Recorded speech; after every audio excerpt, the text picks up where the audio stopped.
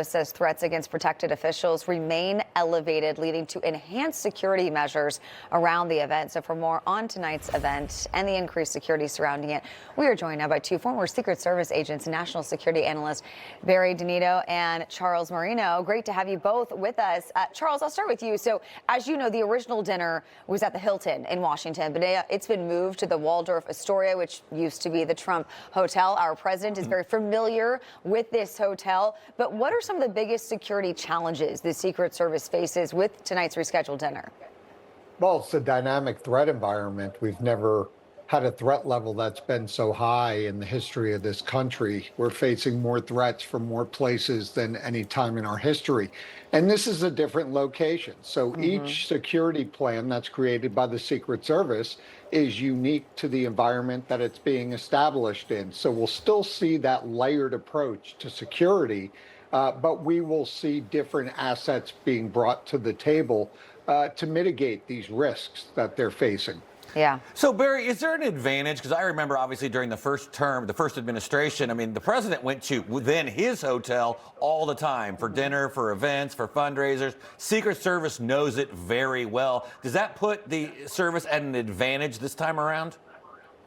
Great to be with you and great to be with Charles. And absolutely, they're in a home field advantage in the city. They know where to go. They know all the routes. They know the route to the hospital, the White House. So, yes, of course, that helps. And they are going to reevaluate everything from top to bottom. We've heard the director say this just at his press conference. It was very informative that they are going to do any additions and corrections, add to this. And I would expect to see changes as far as more bike racks, more physical barriers. Right. I would totally expect to see more tactical team presence as well as even military police. And Charles, we know the White House Correspondence Association will honor Secret Service officer Victor Gonzalez, who helped stop the alleged gunman during the event. Gonzalez will receive the organization's President's Award for exceptional service, recognizing his actions during a moment of crisis. How do Secret Service officers train to respond, really, when every second matters?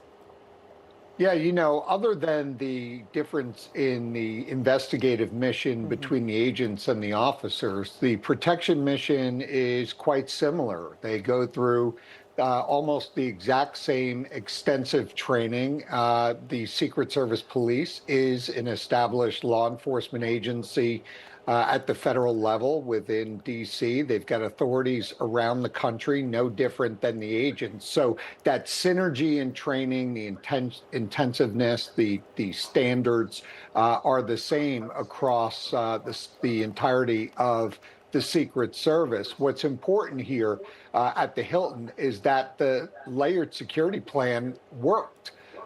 Yes, people may not have liked how it looked and felt and unfolded, but these types of situations very rarely unfold in a nice looking way.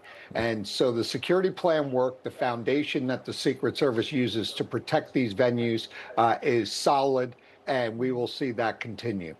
So, Barry, really switch gears here just a little bit. A member of the Vice President, J.D. Vance's Secret Service detail reportedly under investigation for allegations the agent may have leaked sensitive operational information. Secret Service says the matter involves a potential compromise of security information with an internal review underway, possible criminal investigation being considered. This seems to me very serious and something that does not happen hardly, if ever. Right. I can only hope it was done inadvertently. If it was done on purpose, this person's going to be facing criminal charges and obviously jail time. So I guess we will have to get to the bottom of that. But when you work for the Secret Service, there are things that you do not even tell your family. So you keep things to yourself. You keep your job where it belongs with the job. And those people that work in the Secret Service, that is a way of life. That is not just a job. And they devote their entire lifestyle to protecting their protectees. Unbelievable. We'll see where it plays out. All right, Barry, Charles, thanks for joining us this morning. Have a great weekend. Good to be with you all.